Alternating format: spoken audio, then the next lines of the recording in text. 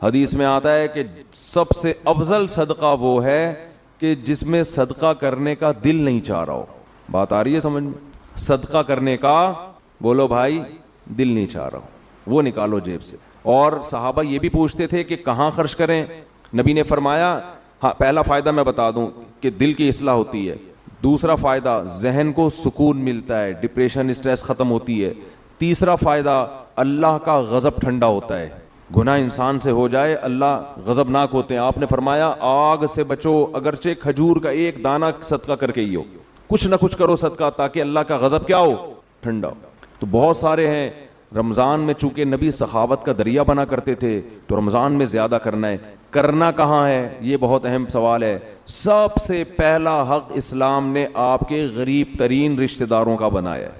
آج کل غریب لوگ مارکیٹ میں اویلیبل ہیں نہیں. پہلے میں یہ بتا دوں، آپ غریب تلاش کرنا مشکل کا ہیں لیکن اتنے آسانی سے نہیں ملتے، اس میں فراڈ زیادہ ملتے ہیں.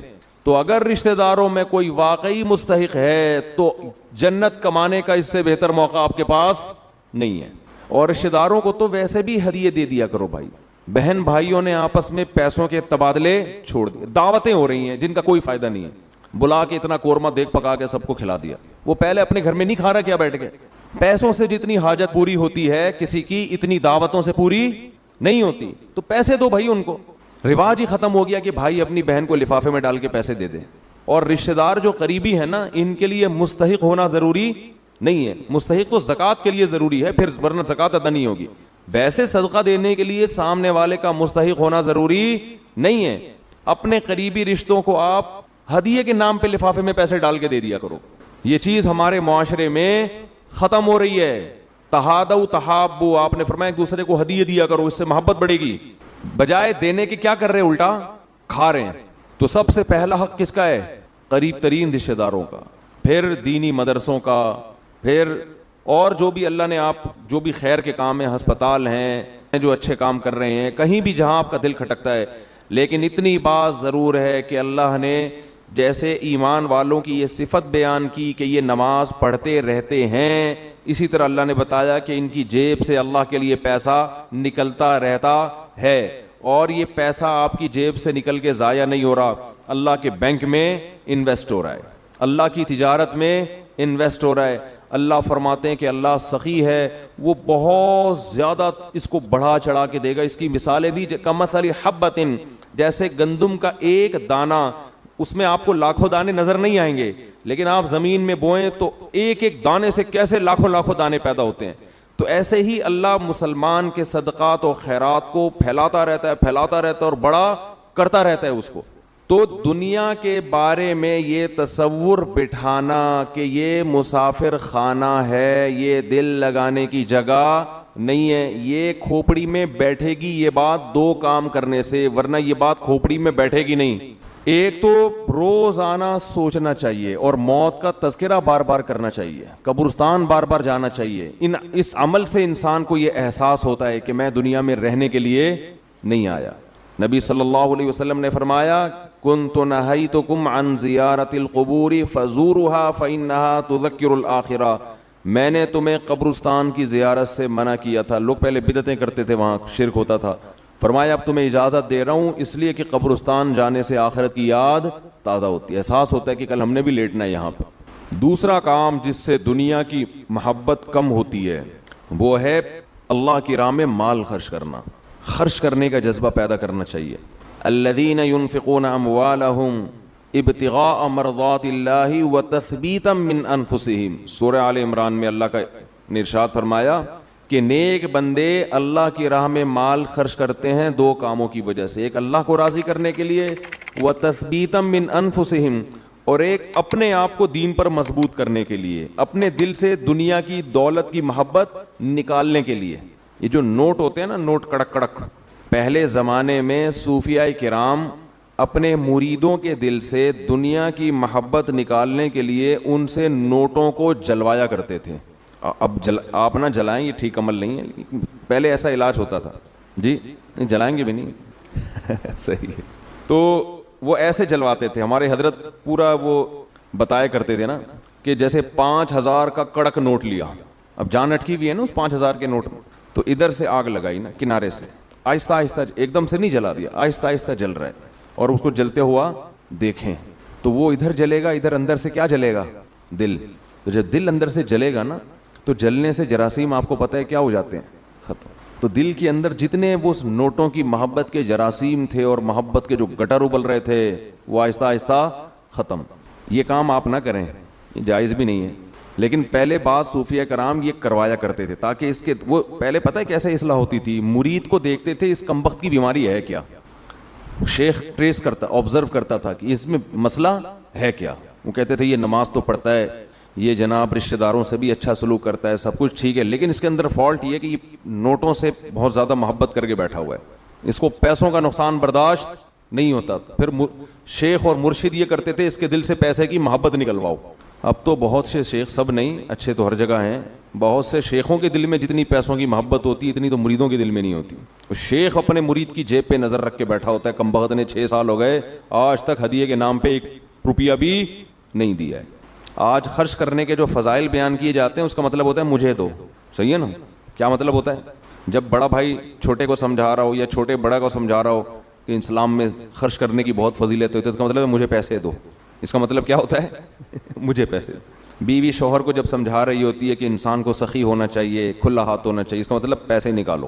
شوہر بیوی کو جب سمجھا رہا ہو قناعت اسلام میں بہت زبردست چیز ہے, اتنا مت ہاتھ پھیلاؤ کہ کل قرضہ لو, اس کا مطلب ہوتا ہے مجھ سے پیسے مت مانگو, 5 روپے بھی نہیں دوں گا میں تمہیں. تبھی تو نصیحت کا اثر نہیں ہوتا نا. کیا خیال ہے بھائی, نصیحت کا اثر ہی نہیں ہوتا. اپنے لیے سخاوت ہونی چاہیے, دوسرے کے لیے قناعت ہونی چاہیے. ہمارے یہاں معاملہ کیا چل رہا ہے, الٹا. تو قرآن کہتا ہے کہ ہمارے نیک بندے اللہ کی راہ میں مال خرچ کرتے رہتے ہیں, تثبیتا من انفسہم, اپنے نفس کی اصلاح کے لیے, اپنے دل سے دولت کی محبت نکالنے کے لیے. اپنے اوپر بھی خرچ کریں, اپنے رشتہ داروں پہ بھی. سب سے پہلا حق کس کا ہے, رشتہ داروں کا. آج اپنے اوپر خرچ کرنے کے لیے تیار نہیں ہے, حیرت اس پر ہوتی ہے. کنجوسی کی انتہا ہے یا نہیں ہے. پھر جو اپنے اوپر خرچ کرتے ہیں لوگ ان پہ انگلیاں اٹھا رہے ہوتے ہیں, اس کے پاس گاڑی کہاں سے آئی, اس کے پاس یہ کپڑے کہاں سے آئے, یہ کہاں سے آیا, وہ کہاں سے آیا. بھائی ہر آدمی تو ضروری نہیں کہ کنجوس ہونا, بعض لوگوں کو اللہ دیتا ہے تو وہ خرچ کرتے ہیں. آج اپنے اوپر خرچ کرنا بھی ایک مصیبت بن گیا ہے. عربی میں 2 لفظ استعمال ہوتے ہیں, ایک ہوتا ہے شحیح اور ایک ہوتا ہے بخیل. بخیل کہتے ہیں جس کی جیب سے دوسرے کے لیے روکڑا نہ نکلے, اور شحیح کہتے ہیں اپنے لیے بھی نہیں پیسے نکلتے. وہ چائنا والوں کی طرح قبر میں لے کے جاتا ہے. وہ ملیشیا میں قبرستان ہے, وہاں کروڑ پتی لوگ جب دفن ہوتے ہیں تو دیگوں میں اپنے ساتھ پیسہ لے کے قبر میں جاتے ہیں. وہ آپ یوٹیوب پہ دیکھ لیں, ایسی بہت سی ویڈیو ہیں کہ پورے سونے چاندی کے ساتھ دفن ہوئے ہیں, بہت ہیں ایسی. ہمیں ہمارے نبی نے فرمایا صلی اللہ علیہ وسلم, دنیا مسافر خانہ ہے, میری مثال اس سوار کی طرح ہے کراکب استظل تحت شجرہ. ایک مسافر سفر کرتے کرتے درخت کے نیچے لیٹ گیا ہو تھوڑی دیر سستانے کے لیے, آرام کے لیے, اس کے بعد اس نے موو کرنا ہے یہاں سے. بھائی ہم کروڑوں سال سے نہیں تھے, لاکھوں کروڑ, یہ دنیا بنے ہوئے تو پتہ نہیں کروڑوں سال ہو گئے. آدم علیہ السلام کو آئے ہوئے ہزاروں سال, نوح علیہ السلام 950 سال تو خالی تبلیغ کی ہے انہوں نے. ہماری اوقات کیا ہے, جمعہ 8 دن ہوئے ہم لوگ کو دنیا میں آئے ہوئے, اور جانے میں بھی تھوڑے دن رہ گئے ہیں بس. گھبرائے نہیں, آپ نے گھبرانا نہیں ہے. تو یہ میں آپ کو ڈرانے کے لیے یہ باتیں نہیں کر رہا کہ آپ کہیں یار جمعہ 8 دن نہیں اور 4 دن رہ گئے جانے میں. یہ حقیقت ہے. موت سے ڈرنے کا فائدہ نہیں ہے, موت سے دوستی لگانے کا فائدہ ہے. دیکھو جس ڈاکو نے پیچھا کرنا ہی ہو, آپ کسی محلے میں رہتے ہیں, آپ کو پتا چل گیا یہاں ایک بندہ میرے پیچھے پڑا ہوا ہے, میری ہاتھ دھو کے مارے گا وہ مجھے یا مجھے پکڑے گا, تو آپ محلہ تبدیل کر لو گے. کیا خیال ہے کہ بھائی اس دہشت گرد کو تو محلے سے نکالا نہیں جا سکتا, خود ہی محلہ تبدیل کر لو. جیسے ہی آپ نے محلہ تبدیل کیا وہ دوسرے محلے میں پہنچ گیا, پھر وہ آپ تیسرے محلے میں گئے وہ وہاں پہنچ گیا. اب آپ بھاگ بھاگ کے تھک گئے مگر وہ آپ کا پیچھا نہیں چھوڑ رہا, تو پھر آپ کیا کرو گے؟ وہی کرو گے جو امریکہ افغانستان میں کر رہا ہے, مذاکرات کی دعوت دو گے. آپ کیا کرو گے؟ بولو بھائی. قطر مذاکرات ہوں گے, یار بیٹھو آؤ. وہ تو کہہ رہے تھے 20 سال پہلے یہ کر لیتے مذاکرات, لیکن چلو دیر آئے درست ہے. وہ کہے گا آؤ بیٹھو مذاکرات کرتے ہیں. تو آپ بھی یہی کرو گے نا اس ڈاکو کے ساتھ کہ بھائی تمہیں کیا مسئلہ ہے, میری جان کے پیچھے ہاتھ دھو کے کیوں پڑ گیا ہے؟ آؤ بیٹھو, پیسے چاہیے, کیا چاہیے تمہیں؟ تو آپ مذاکرات کے ذریعے کمپرومائز کی بولو کوشش کرو گے کہ یار اس سے جان چھڑانا مشکل نہیں ہے, فل ٹینشن ہے یہ آدمی, بیٹھ کے کچھ ٹاک شاک کر کے کچھ باتیں کر کے کچھ دوستی لگاتے ہیں, دشمنی ختم کرتے ہیں. آخری حد آخری نتیجہ یہ نکلے گا کہ نہیں نکلے گا؟ تو قرآن کہہ رہے کوئی عام ڈاکو تمہارے پیچھے کیا لگے گا، انما تکونوا یدرککم الموت، موت جیسے تمہارا پیچھا کر رہی ہے نا، پیسے دنیا میں پولیس کسی کا پیچھا نہیں کرتی، سمجھ رہے ہیں؟ وہ بھی ایک وقت کے بعد آ کے چھوڑ دیتی ہے، موت ایسا پیچھا کر رہی ہے، یدرککم الموت، قرآن کہتے ہیں موت ایسے پکڑے گی تمہیں، آ کے ادراک کرے گی تمہارا، وہ جس دن سے پیدا ہوئے ہیں اسی دن سے پیچھے پڑی ہوئی ہے، اور اس نے بہت کوشش کی ہم کو قبر میں اتارنے کی۔ بچہ جب پیدا ہوتا ہے کئی حادثات اس کی زندگی میں آتے ہیں، بچ جاتا ہے، کئی بیماریاں حملہ کرتی ہیں، بچ جاتا ہے، جوانی میں آتا ہے کئی دفعہ حادثے ہوتے ہیں، بائک سے گرا، ایکسیڈنٹ ہوا، یہ ہوا وہ بچ گیا، وہ تو اس وقت سے اڑنگیاں دینے کی کوشش کر رہی ہے۔ اڑنگی سمجھتے ہیں جب ہم اسکول جاتے تھے نا تو ایک دوسرے کو اڑنگی دیتے تھے ہم، اب تو بچے اسکول بھی ایسے تمیز سے جا رہے ہیں، تمیز سے آ رہے ہیں، کوئی نہ اڑنگی نہ کوئی شرارت، تو ان میں کوئی صلاحیت ہی پیدا نہیں ہو رہی، ایسے ممی ڈیڈی ٹائپ کے بچے نکل رہے ہیں۔ ہمارے دور کے اسکول تھے، مزہ آتا تھا اسکول میں، اتنا بھاری بھرکم بیگ لٹکا کے اسکول جاتے تھے، ساتھ والے کو شرارت ہوئی، تھوڑا سا آگے گئے، اس نے تھوڑا سا ٹانگ میں یوں کیا، جو نا آگے گرے، پھر ہم بدلہ لینے کے پیچھے پڑے ہوئے تھے، اب ہم بھی اڑنگی دیں گے، راستے میں ہی پھٹا ہو رہا ہے، گتم گت مار رہے ہیں ایک دوسرے کو، پھر سلو ہو رہی ہے، پھر جا رہے ہیں، اس طرح سے ہم پونے گھنٹے میں اسکول پہنچتے تھے۔ پھر لیٹ ہونے کی وجہ سے پی ٹی ماسٹر کھڑے ہوئے ہوتے تھے وہاں پہ، ان کے سامنے ہاتھ پہ اب ڈنڈے کھاؤ، لیٹ کیوں پہنچ، اس سے ہاتھ مضبوط ہوتے تھے، حقیقت ہے نا۔ تو شوز اتارتے تھے ایک دوسرے کے، بھائی شوز پہنے ہوئے نا، پیچھے اس کے تھوڑا سا پاؤں رکھیں خود ہی اتر جائیں گے، آپ کو اتارنے کی ضرورت، اب وہ بیٹھ کے جو ہے نا شوز کو صحیح کر رہا ہے، پھر لڑائی ہو رہی ہے، پھر بھڈا ہو رہا ہے۔ ایک بچہ کافی دیر سے نا اس کا ہاتھ نہیں جا رہا تھا گھنٹی پہ، ایسے اچھل اچھل کی کوشش کر رہے، ایک بڑے میاں گزرے، انہوں نے بجا دی گھنٹی، اور بچے سے پوچھا بیٹا ہاں بتاؤ کیا کہہ رہے ہیں، بھاگو اب کیا کرو، جو کام میں کر رہا تھا مجھ سے ہوا نہیں، آپ نے کر دیا، اب کیا کرنا ہے، بھاگو۔ یہ ہوتے تھے پہلے کے بچے، اب وہ ویڈیو گیم کھیل کھیل کے بچوں کی صلاحیتیں برباد۔ خیر، تو جب جیب سے پیسے نکلیں گے، نکلتے رہیں گے، نکلتے رہیں گے، نکلتے رہیں گے، تو دل سے دنیا کی محبت ختم ہوگی۔ او بھائی مسافر خانہ ہے، سفر کے دوران اگر آپ کو کچھ پیسے ملے ہوئے ہوں اور آپ کو پتا ہو کہ یہ ٹرین سے اترتے ہی واپس لے لیے جائیں گے، تو آپ کوشش کرتے ہو کہ اترنے سے پہلے ہی سارے کھا پی کے ختم کر دو۔ ایسا ہوتا ہے کہ نہیں ہوتا؟ تو بھائی ادھر قبر میں جاتے ہی یہ کفن میں جیب ہوتی ہے نہیں ہوتی نا جیب، تو آگے خالی ہاتھ جانا ہے۔ بچوں کی فکر کرتے ہیں لوگ بہت زیادہ، بچوں کا کیا ہوگا، بچوں کے لیے کچھ بنا بنو کے تھوڑا بہت کر دو بس، اور پھر بے فکر ہو جاؤ، دماغ کو ہٹاؤ ہر ان کاموں سے۔ اللہ نے کچھ وسائل دیے تو تھوڑا بہت بچوں کے لیے، بہت زیادہ اس میں بھی ٹینشن نہ لو۔ بچہ 2 ہاتھ 2 ٹانگیں لے کے پیدا ہوتا ہے، وہ خود بھی تو کمائے گا، اللہ نے اس کو بھی تو کمانے کی صلاحیت دی ہے۔ اور بچے کو بھی یہ بتا دو کہ مسافر خانہ ہے یہ، یہاں ہمیشہ رہنا نہیں ہے، جب میں جاؤں گا تو کون سا یہاں پڑا رہے گا، تو اس کو بھی یہ بتا دو یہ مسافر خانہ ہے، یہ رہنے کی جگہ نہیں ہے۔ وہ میں اپنے چھوٹے بچوں کو صبح سحری کے وقت یہ سمجھا رہا تھا نا کہ دیکھو ہم سب نے مرنا ہے۔ بچوں میں نا یہ باتیں بار بار دماغ میں، بہت چھوٹے بچے کے تو نہ ڈالیں، وہ بعض دفعہ ڈر بھی جاتا ہے، لیکن ہنستے کھیلتے ان کو یہ باور کراتے رہیں کہ دیکھو ہم نے جانا ہے، یہ دنیا رہنے کی جگہ نہیں ہے۔ یہ چیزیں آج والدین بتاتے نہیں ہیں۔ تو میں بچوں کو لے کے بیٹھا ہوا تھا، چند دن پہلے کی بات ہے، میں بچوں سے کہہ رہا تھا دیکھو بچوں سب نے جانا ہے، سب سے پہلے ہو سکتا ہے میں جاؤں۔ تو ایک چھوٹی بچی کہتی ہے بھائی ابو منہ سے نا باتیں اچھی نکالنی چاہیے، انسان کو منہ سے کیا کرنا چاہیے، باتیں اچھی نکالنی۔ مجھے ہنسی آ گئی، میں نے سوچا اس کو یہاں بٹھا دیتا ہوں کہ اب آپ نصیحت کرو، ہم سامنے بیٹھتے ہیں جا کے۔ بچے آج کل بہت ڈیڑھ ہوشیار قسم کے پیدا ہو رہے ہیں، تو بچوں کو جب کہنا کہ منہ سے باتیں اچھی نکالنی چاہیے، کیا موت کی باتیں ہیں، تو بولو بیٹا یہی اچھی باتیں ہیں، منہ سے زندگی کی باتیں اچھی نہیں ہیں۔ تو میں یہ کر رہا تھا جس ڈاکو نے آپ پہ پنجے گاڑنے ہی ہیں، پکڑنا ہی ہے، تو اس سے مذاکرات کر کے دوستی لگا لی جائے نا، تو موت ایک ایسا دشمن ہے جو کسی قیمت پہ آپ کو معاف نہیں کرے گا، تو اس سے بھاگ نہیں سکتے، اس سے دوستی لگائی جا سکتی ہے۔ موت سے باتیں کیا کریں بیٹھ کے، بھائی کوئی مسئلہ نہیں ہے، جہاں تم نے اتنے لوگوں کو قبر میں اتارا مجھے بھی اتار دینا، تو لیکن آپ چاہتی کیا ہوں مجھ سے، ٹھیک ہے نا، پرابلم کیا ہے آپ کے ساتھ، میں تو تیار ہوں گلے لگانے کے لیے۔ تو موت کہے گی کہ دیکھ میں جب کسی کو پکڑتی ہوں نا تو کسی سے کو دوست بن کے پکڑتی ہوں اور کسی کو دشمن بن کے۔ جس کا عمل اچھا ہو موت اس کے لیے ایک محبوب کو محبوب سے ملانے کا ذریعہ ہے، جس کا عمل اچھا نہیں ہے موت اس کے لیے ایک بہت بڑی آفت اور تباہی ہے۔ حضرت عمر کی شہادت کا جب وقت تھا تو فرمایا کہ مجھے جلدی دفنانا۔ حدیث میں آتا ہے نا کہ جب مردے کو ہم لے کے جا رہے ہوتے ہیں قبر میں، تو اگر وہ اچھی میت ہو، نیک عمل ہو، تو وہ کہتے ہیں جلدی لے کے جاؤ، وہ بزبان حال یہ کہہ رہا ہوتا ہے، اور اگر اس کا عمل برا ہے تو کہتے ہیں مجھے کہاں لے کے جا رہے ہو تم۔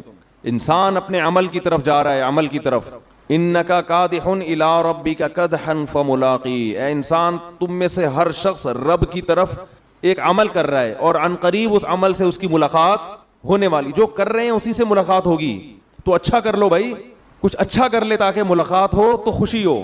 تو نبی صلی اللہ علیہ وسلم نے فرمایا اتقوا النار ولو بشق تمرہ، صدقات و خیرات کا سب سے پہلا فائدہ کیا ہے؟ آپ کے دل میں دنیا کی محبت ختم ہوگی اور اس سے دنیا میں سکون ملے گا، آپ ریلیکس ہو جائیں گے۔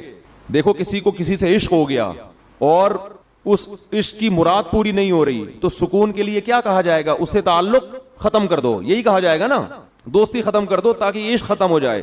اس وقت ڈپریشن اور اسٹریس کا سب سے بڑا سبب دنیا کی محبت ہے۔ انسان چاہتے ہیں میری ساری خواہشات پوری ہوں، موت کے لیے وہ ذہنی طور پر تیار نہیں ہے، تو اس کا حل یہ کہ اس محبت کو ختم کرو۔ مسافر خانہ بول بول کے ختم کرو، مسافر خانہ ہے بھائی، مر جائیں گے آج نہیں تو کل مریں گے، وہ فلاں مر گیا تو اللہ مغفرت فرمائے، سب نے مرنا ہے بھائی، بس تو مر گیا تو کیا ہوا، آج ہم نے کل ہم نے مرنا ہے، کل آپ نے مرنا ہے، سب نے مرنا ہے، قبرستان تو ایسے ہی آباد ہوں گے۔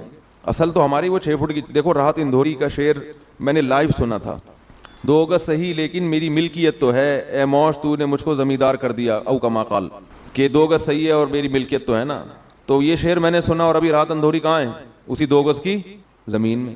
جب وبا آئی تھی کرونا کی تو راحت اندھوری کا شعر آیا تھا کچھ اس وبا کے بارے میں، اور اسی وبا سے راحت اندھوری کا انتقال ہوا کرونا میں، سمجھتے ہیں کہ نہیں؟ تو آدمی بتا رہا ہوتا ہے اور لیٹا ہوا ہوتا ہے قبر میں، تو سب مر مر کے بھر رہے ہیں قبریں، جا رہے ہیں دنیا سے، تو اس کا استحضار کرنا چاہیے اور دل سے دنیا کی محبت نکالنے کے لیے وہ نوٹ خرچ کریں جس پر آپ کا دل سب سے زیادہ اٹکا ہوا ہو۔ سمجھتے ہو 2 ٹکے کی زندگی نہیں ہے انسان کی، 2 ٹکا بھی زیادہ بول دیا میں نے۔ دیکھ رہے ہیں صبح شام وہ لڑکا وہ مرا، وہ ٹرک کے نیچے اس کو کرونا ہوا، وہ اس کو یہ ہو گیا، اس کو شوگر لو ہوئی مر گیا۔ اتنی اسپیڈ سے شاید بچے نہیں پیدا ہو رہے جتنی اسپیڈ سے لوگ مر رہے ہیں۔ ویسے بچوں کی اسپیڈ تھوڑی زیادہ ہے لیکن مرنے والوں کی اسپیڈ بھی کوئی کم نہیں ہے۔ بچوں کی تو جتنی زیادہ ہے، ہم تو کہہ رہے ہیں تھوڑا ایکسیلیٹر پہ پاؤں اور رکھو، گاڑی 4تھے گیئر میں ڈالو اور فل ایکسیلیٹر پہ پاؤں رکھ کے کھڑے ہو جاؤ، بھر دو اس دنیا کو۔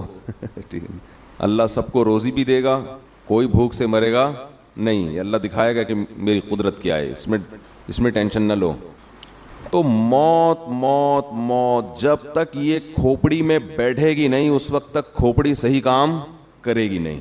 اور موت کو بہت زیادہ اچھمبے کی چیز نہ سمجھا کریں۔ میں تو یہاں نماز پڑھاتا ہوں نا، پرچیاں آتی رہتی ہیں، لوگ بھی آتے رہتے ہیں، آج فلاں کا انتقال ہو گیا ہے، نماز کے بعد فلاں کے لیے مغفرت کے لیے دعا کرا دیں۔ پھر تھوڑی دیر میں کوئی صاحب آئیں گے، آج فلاں صاحب کا انتقال ہو گیا ہے، نماز کے بعد نام لے کے ان کے لیے دعا کرا دیں۔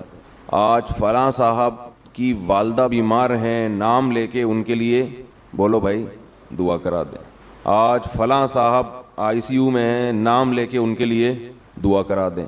اب میرے ذہن پہ ایک بوجھ ہوتا ہے کہ نماز کے دوران محترم کا نام یاد رکھنا ہے تاکہ نماز کے بعد ان کا نام لے کے ان کے لیے دعا کی جائے۔ ہمیں تو نماز کی رکعتیں یاد نہیں رہتی، پبلک بتا رہی ہوتی ہے 2 ہوئی ہیں 3 ہوئی ہیں 4 ہوئی ہیں، 10 قسم کے کام ہیں اتنی مشکل سے۔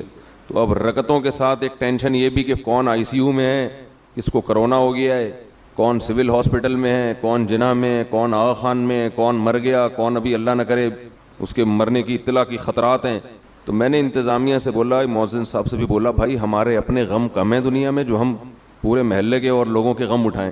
یہ بہت بڑا غم ہے کہ آپ پوری نماز میں اس کا نام یاد رکھو، فلاں صاحب بیمار ہیں ان کے لیے دعا کرانی ہے۔ تو دعا تو کرانی چاہیے، اس میں ایک تھوڑی سی اصولی بات یاد رکھیں، یہ بات چل پڑی ہے تو میں بتا دوں۔ اجتماعی دعا اسلام میں جو زیادہ اہم ہے دعاؤں میں وہ انفرادی دعا ہے، اجتماعی نہیں ہے۔ اجتماعی دعا کبھی کبھار تاکہ لوگوں کو دعا مانگنے کا سلیقہ ہے کہ بھئی ایسے دعا مانگی جاتی ہے، دعا کے الفاظ یہ ہوتے ہیں۔ اصل جو دعا مانگنے کا طریقہ ہے وہ انفرادی ہے۔ ادعو ربکم تضرعا وخفیہ، اپنے رب کو پکارو عاجزی کے ساتھ اور چپکے سے۔ شور شرابہ اللہ کو پسند بولو بھائی نہیں ہے، ہر جگہ شور شرابہ۔ مسجدوں میں تو خاموشی ہونی چاہیے، خاموشی سے آئیں اور پتلی گلی سے نکل جائیں، چپکے سے نکل جائیں۔ ایک تو سکون کی جگہ ہے، اس میں بھی اگر اناؤنسمنٹ فلاں بیمار، فلاں کی یہ مسئلہ، فلاں کا یہ مسئلہ، فلاں، یہ وہ اخبار ہے جس میں ہر خبر آ رہی ہے. آپ کہہ سکتے ہیں کہ مسجد میں دعا نہیں مانگے فلاں کے لیے، تو پھر کہاں مانگے؟ دعا مانگنے پر نہ اللہ نے کوئی پابندی لگائی نہ گورنمنٹ نے. آپ آئیں، جو بھی پیشنٹ ہے، جو بھی مریض ہے، اس کا نام لے کے اللہ سے دعا مانگیں. اور اگر آپ کے دل میں امام صاحب سے عقیدت ہے کہ ان کی دعا اللہ شاید زیادہ سنتا ہوگا، تو ان سے ریکویسٹ کر دیں کہ آپ بھی دعا مانگ لیں. جیسے صحابہ نبی سے آ کے کہا کرتے تھے کہ یا رسول اللہ میری یہ حاجت ہے، آپ اللہ سے دعا مانگیں. آپ صلی اللہ علیہ وسلم اسی وقت دعا مانگ لیتے تھے. تو ریٹیل پہ کام ہو گیا، کیش پہ. ادھار والا معاملہ بولو نا بھائی، رہا ہی نہیں ہے کہ آدمی دماغ میں رکھے، اس کو نماز پڑھ رہا ہے، اس کو رکعتیں بھی یاد رکھنی ہیں، اور پھر وسیم کا نام فلاں ICU میں، فلاں جنہ میں، یہ بھی یاد رکھنا ہے. اس ٹینشن سے بھی کیا ہو گئی؟ بولو بھائی بچت. دعا کی درخواست کرنا یہ سنت عمل ہے صحابہ کی. تو کسی سے بھی درخواست کی جا سکتی ہے، کسی بزرگ سے، کسی عالم سے، کسی مفتی سے. یہ تو جائز کیا بلکہ اچھی بات ہے. لیکن اناؤنسمنٹ کرنا کہ سب کو پتا چلے کہ کون بیمار ہے، کس کا انتقال ہو گیا، یہ کوئی شریعت میں پسندیدہ کام نہیں ہے. لوگ کہتے ہیں جی اتنے ہزاروں لوگوں میں شاید اللہ کسی کی سن لے. یہ دین میں اس طرح کی لاجک نہیں چلتی. تو یہ کام نبی صلی اللہ علیہ وسلم نے کیوں نہیں کیا؟ مسجد نبی میں تو ہم نہیں دیکھتے تھے کہ ہر نماز کے بعد دعا ہو رہی ہے کسی کے لیے، فلاں ہو گیا، یہ ہو گیا. مسائل تو اس وقت بھی بہت تھے. تو کیا ضرورت ہے ہر خبر ہر ایک کو دی جائے؟ بھائی اپنے طور پہ دعا مانگے. اور عام لوگ جب کسی کے لیے دعا مانگتے ہیں تو ان کو اس سے اتنی دلچسپی نہیں ہوتی. انہیں کیا پتا کہ کس کی بات ہو رہی ہے. اور پھر مسائل صرف بیماریوں کے تھوڑی ہیں. اگر آپ مسائل کو دیکھتے ہیں کہ اجتماعی دعا ہونی چاہیے، تو پھر مسئلے تو بیماری اور موت کے علاوہ بھی سینکڑوں ہیں. پھر وہ سارے مسجدوں میں پرچیاں آنی چاہیے، مفتی صاحب فلاں کے لیے دعا کریں، اس کی جاب نہیں لگ رہی، چلو بھائی نماز کے بعد اعلان ہو رہا ہے، حضرات ایک اعلان سنیے، فلاں صاحب 20 سال سے بے روزگار ہیں، آپ سب ان کے لیے اجتماعی دعا کریں. ہو سکتا ہے ہزاروں میں سے کسی کی آہ نکلے اور عرش پہ جائے اور فلاں کو جاب مل جائے. پھر پرچی آئے گی، مفتی صاحب اب کیا بولوں میں، دیکھو اب مسائل تو پھر ہر طرح کے ہیں نا گھر میں. ابا مان نہیں رہے ہیں تو اب میں دعا کروں اے اللہ فلاں آدمی، نام بھی لوگ کہتے ہیں، فلاں کی فلاں سے سیٹنگ چل رہی ہے، کباب میں ہڈی ابا بنے ہوئے ہیں، اے اللہ ابا کو ہدایت عطا فرما.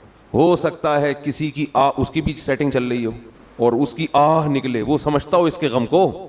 لاجک تو ہر چیز کی پیش کی جا سکتی ہے نا. ہو سکتا ہے وہ اس کی آہ سمجھتا ہو کیونکہ وہ بھی اسی مراحل سے گزر چکا ہے. تو مسائل دنیا میں، یہ میں اس لیے عرض کر رہا ہوں کہ مسجدوں میں یہ بہت زیادہ رواج شروع ہو گیا ہے، نام لے لے کے دعائیں کرنا. امام کو پرچیاں دی جاتی ہیں فلاں کے لیے، فلاں کے لیے، فلاں کے لیے. وہ بھائی چپ کر کے آرام سے نماز پڑھو. کوئی خاص آپ کو کسی سے بہت زیادہ عقیدت ہے، اس سے چپکے سے جا کے کہہ دو میری والدہ کے لیے دعا کریں، میرے والد کے لیے دعا کریں، جن سے اپنا خصوصی تعلق ہے. ہر چیز کی اناؤنسمنٹ، فلاں کی خالہ، فلاں کی پھپھی، فلاں کی ممانی، فلاں کی چاچی کا انتقال، یہ چیزیں پسندیدہ نہیں ہیں. ہم سیرت میں دیکھتے ہیں رسول اللہ صلی اللہ علیہ وسلم کی سیرت میں، آپ بھی تو مسجد کے امام تھے نا، مسجد نبوی کے. سیرت میں دیکھتے ہیں ہمیں کیا ملتا ہے. کیا ہر انتقال کی خبر نبی کو دی جاتی تھی اور مسجد نبوی سے اناؤنسمنٹ ہوتی تھی؟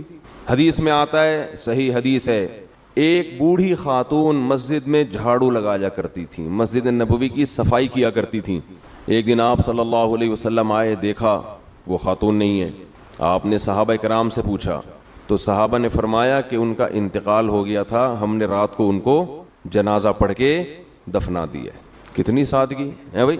تو آپ نے فرمایا مجھے ضرور بتاؤ، کیونکہ میں جب نماز جنازہ پڑھوں گا تو حدیث کا مفہوم ہے کہ اللہ ان کی مغفرت کرے گا.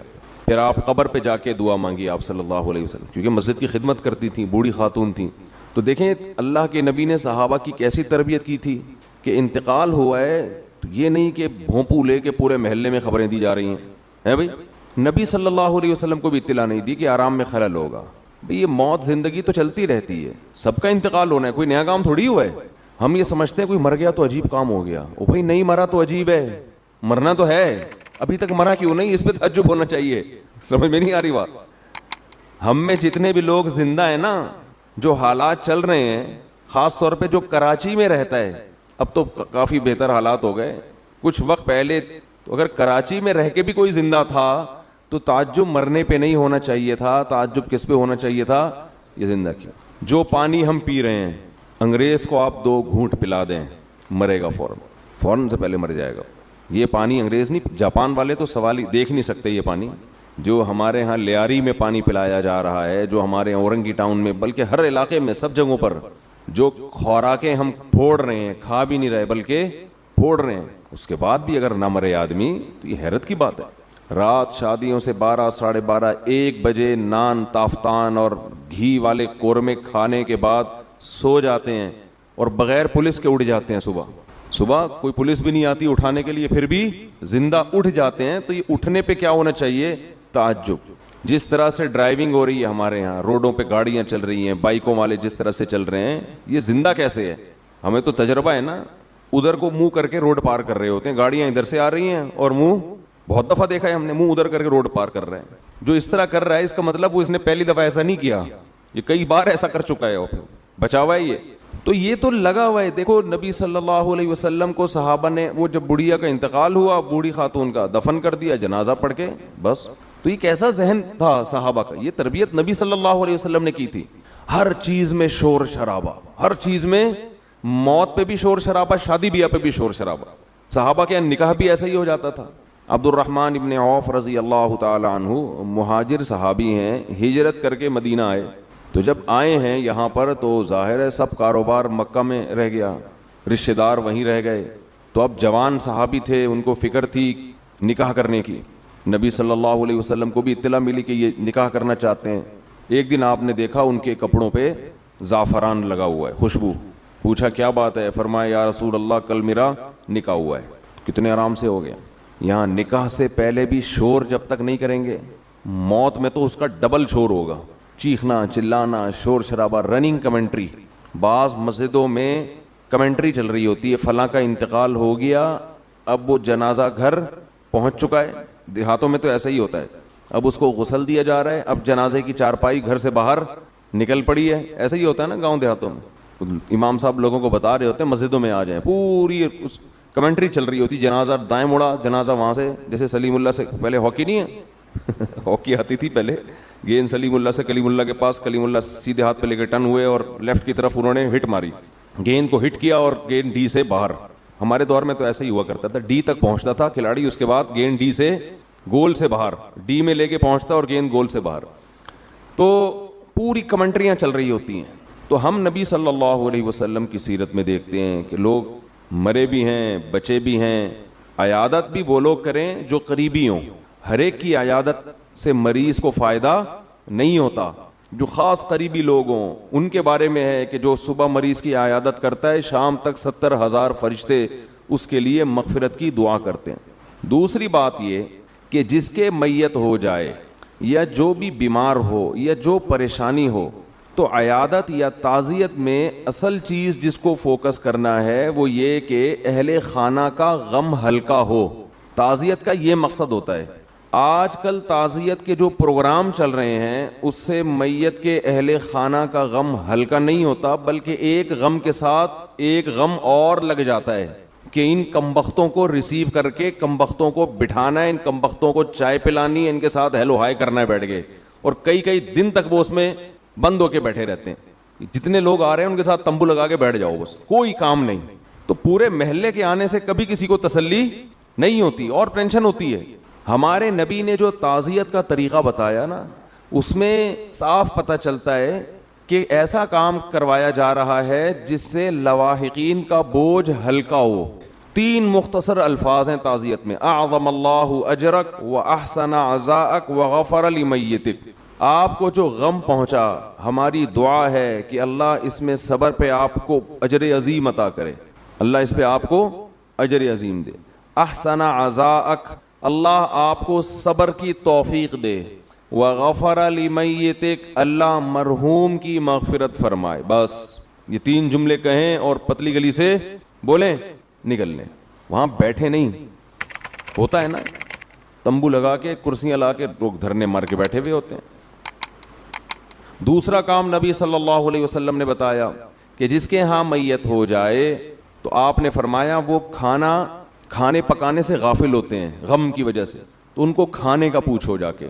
3 دن تک تعزیت کرنے والوں کی ذمہ داری ہے, رشتہ داروں کی ذمہ داری ہے, پڑوسیوں کی ذمہ داری ہے کہ میت کے اہل خانے کا کھانے کا انتظام, بولو نا بھائی, وہ کریں, اس سے ان کو تسلی ہوگی, وہ غم کی وجہ سے نہیں پکا پا رہے. دوسری بات یہ کہ جس کو جو غم پہنچا ہے, اس غم کی وجہ سے جو نقصان ہوا ہے, اس نقصان کی تلافی کو فوکس زیادہ کرنا چاہیے. لوگ اس کو فوکس نہیں کر رہے ہوتے, خالی پیلی کی ہوائی تسلیاں. ایک آدمی کے لاکھوں روپے ڈوب گئے, اب آپ جا کے اس کو بس غم, بہت افسوس ہوا آپ کے لاکھوں ڈوب گئے, بہت افسوس. او بھائی تم تو ڈی ایس پی ہو, تم نکلوا دو یار لاکھوں روپے اس کے ہیں بھائی. اس کے 1 کروڑ ڈوبے ہیں تو تم کم از کم 50 تو ریکور کرواؤ. تمہارے اگر اتنے اچھے تعلقات ہیں. کوئی یتیم ہو گئے بچے, ایک مثال دے رہا ہوں, باپ مر گیا, اللہ سب کو بچائے اس آزمائش سے, باپ مر گیا گھر میں, بیوہ ہے, چھوٹے یتیم بچے ہیں, تو خالی پیلی کی تسلیوں سے کوئی فائدہ بولو نا یار نہیں ہے. جا کے ان کی پیسوں کے ساتھ مدد کرو, پوچھو بھائی اب آپ کا گھر کیسے چلے گا, کیسے انتظام ہے, باپ تو مر گیا, سربراہ تو مر گیا, تو ان کا کوئی انتظام ہے, کوئی وراثت چھوڑ کے گیا, یا خالی سگریٹ کے دھوئیں ہی چھوڑ کے گئے ہیں. حضرت سگریٹ سے ہی مرتے ہیں نا زیادہ تر, تو سگریٹ کے دھوؤں کے علاوہ بھی انہوں نے کچھ چھوڑا ہے؟ نہیں چھوڑا. تو پھر یہ کس کی ذمہ داری ہے؟ رشتہ داروں کی, تعزیت کرنے والوں کی. ہمارے ہاں یہ کام بھی نہیں, خالی پیلی کی تسلیاں. غم ہوا بہت زیادہ, چلے گئے دنیا سے, بہت غم ہوا, تو کیا کریں بھائی, آپ آ کے اور غم میں اضافہ کر رہے ہو. تو کام کو زیادہ فوکس کرنا چاہیے, باتیں کم کرنی چاہیے, یہ کہنے کا مقصد. شور شرابہ نہیں کرنا چاہیے. تو جو اصل بات میں لے کے چلا تھا نا, اس پر آتا ہوں. یہ تو درمیان میں ایک بات آ گئی کہ موت, زندگی, بیماریاں, خوشیاں, یہ سب ہماری لائف کا حصہ ہیں. ان کو بہت زیادہ ویلیو نہیں دینی چاہیے. زندگی کی پوری کوشش کرنی چاہیے کہ ہم زندہ رہیں, اللہ کی بہت بڑی نعمت ہے, لیکن تیار ہر وقت موت کے لیے رہنا چاہیے انسان. کسی بھی ٹائم کوئی بھی کبھی بھی مر سکتا ہے. بس یہ اپنے بارے میں بھی عقیدہ رکھ کے بیٹھ جائیں. جب قبرستان سے گزرے نا تو تھوڑی دیر ٹھہر جائے کریں وہاں پہ, مردوں کو دیکھیں, اندھیروں کو دیکھیں. قبرستان رات میں جانے میں زیادہ عبرت ہوتی ہے. کل ایک صاحب کہنے لگے میں قبرستان سے گزر رہا تھا رات کو, مجھے تو بڑا خوف آیا. میں نے کہا یہ تو کچھ بھی نہیں ہے بھائی, یہ اندر کی جو پوزیشن ہے نا وہ اس سے, بولو بھائی, اوپر جو تمہیں خوف آ رہا ہے تو کچھ بھی نہیں ہے. اصل تو پروگرام کہاں ہو رہا ہے, جو ڈرونے ہو رہے ہیں نا پروگرام, وہ اندر ہو رہے ہیں. اور جو قبر کھول کے دیکھو نا تو اس میں کہہ رہے تھے, ہاں وہ مجھے کہہ رہے تھے کہ مجھے ایک ہڈی نظر آئی اتنی بڑی, گھٹنے کی, ٹانگ کی, ایک انسان کی نا قبرستان میں, یہ والا. تو وہ کہنے لگے یار یہ ہڈی نا پوری اس کی, یہ گھٹنے سے لے کے نیچے تک. تو میں نے اور ڈرا دیا, رمضان تھا, ہم نے کہا بھی تھوڑا سا خوف کا ہے, ہم نے اور ڈرا دیا اس کو. ہم نے کہا دیکھ لو یہ آدمی صبح صبح نہا دھو کے کوٹ ٹائی لگا کے آفس جایا کرتا ہوگا. اب مجھے کیا پتا کوئی رکشے والا تھا, ٹیکسی والا تھا, یا کوئی بہت بڑا آفیسر تھا, لیکن آفیسروں کا بھی حال بہرحال ہوتا تو یہی ہے نا. تو میں نے کہا یہ صبح صبح نہا دھو کے کوٹ ٹائی میں پرفیوم لگا کے اپنی لینڈ کروزر میں بیٹھ کے جاتا ہوگا. اور اب کیا حال ہوا ہے, اس کی ہڈی نکال کے لوگ دکھا رہے ہیں کہ یہ قبرستان سے کیا نکلی ہے, وہ ہے بھائی, بولو بھائی, ہڈی. کل ہمارا بھی یہی حال ہوگا. اور یہ تو ابھی اچھی کنڈیشن میں ہے, ہڈی سے پہلے کیا حال تھا, جب لاش میں کیڑے پڑتے ہیں اور سڑتی ہے لاش اور پھولتی ہے اور پھٹتی ہے, 2 منٹ میں انسان کی اوقات پتہ چل جاتی ہے یہ ہے کیا. یہ فن خان بنا پھر رہا تھا, اور اب کیسے دفناتے ہیں نا لوگ کہ بدبو نہ آ جائے لاش میں, اس کو دفناؤ جلدی, مٹی ڈالو اس کے اوپر, تھوڑے دن تک اس کی حفاظت ہوتی ہے قبر کی, اس کے بعد بھول جاتے ہیں. اور گورکن اس کا ایسا فائدہ اٹھاتا ہے ایک ایک قبر میں. یہ تو قیامت کے دن جب پاپوش کے قبرستان سے اور یہ محمد شاہ کے قبرستان سے جب مردے اٹھیں گے تو پتہ چلے گا کہ آدھی آبادی تو ایک ہی قبرستان سے اٹھ رہی ہے. ایک ایک قبر سے 25-25 لوگ نکل رہے ہیں, ایک ایک قبر میں جو ہے نا گورکن کئی مردوں کو ڈال رہا ہے. وہ بھی پریشان ہے کہ یار اتنے مردے کدھر ٹھکانے لگاؤں میں. تو یہ حال ہے انسان کا, ہڈیاں نکل رہی ہیں, لاش, کسی کے کوئی انگلی نکل آئے گی اندر سے, کیسا حال ہوتا ہے. اور یہ غنیمت ہے. لیکن اس قبر کے اندر ایک برزخ کی قبر ہے. جیسے جب آپ سوتے ہو, آرام کرتے ہو, ایک آپ کی وہ کنڈیشن ہوتی ہے جو آپ بستر پہ لیٹے ہوئے ہو, ایک وہ کیفیت ہوتی ہے جو آپ پر سونے کی حالت میں گزر رہی ہوتی ہے. وہ کیفیت زیادہ عجیب ہے اس کیفیت سے جو آپ کو نظر آ رہی ہے. قرآن کہتا ہے فرعون کی ایک لاش وہ ہے جو تمہیں عجائب گھر میں نظر آ رہی ہے, وہ بھی عبرت کی بات ہے. لیکن ایک عالم برزخ میں فرعون پہ جو گزر رہی ہے نا, وہ چیز تمہیں نظر نہیں آ رہی, وہ اس سے بہت زیادہ خطرناک ہے. النار یعرضون علیہا غدوا وعشیا, وہ آگ ہے جس پر فرعون کو صبح اور شام جلایا جاتا ہے. وہ جلنے والا منظر مجھے اور آپ کو نظر نہیں آ رہا, وہ اس سے زیادہ ڈینجرس ہے. تو برزخ کی بھی ایک حیات ہے, برزخ کی بھی ایک زندگی ہے, قبرستان کے نیچے آگ بھی ہے, اور اللہ نے جنت کے باغات بھی رکھے ہیں اس میں. جو مردے کے اوپر جو کیفیات گزر رہی ہوتی ہیں وہ اس سے زیادہ خطرناک ہے. ایک روایت میں آتا ہے آپ صلی اللہ علیہ وسلم نے فرمایا اگر تم قبر کے اندر کے حالات کو دیکھ لو تو مردوں کو دفنانا چھوڑ دو, یہ حال ہو جائے. اللہ سے دعا ہے کہ ہمیں اس جہنم کی آگ سے بچنے کی فکر میں اللہ صدقات و خیرات کی توفیق عطا فرمائے, اور زکوٰۃ کے مسائل علماء سے پوچھ کے عمل کیا کریں.